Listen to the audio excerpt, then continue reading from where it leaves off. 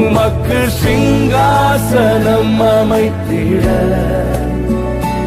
உம்மை துதிக்கிறோம் இயேசுவே. பரிசுத்த அலங்காரத்துடனே உம்மை தொழுகிறோம் இயேசுவே.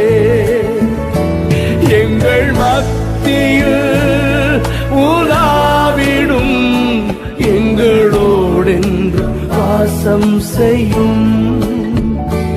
எங்கள் மத்தியில் உலாவிடும் எங்களோடென்று வாசம் செய்யும். உம்முடைய பிரசன்னத்தை நாங்கள் வாஞ்சிக்கிறோம் ஆண்டவரே.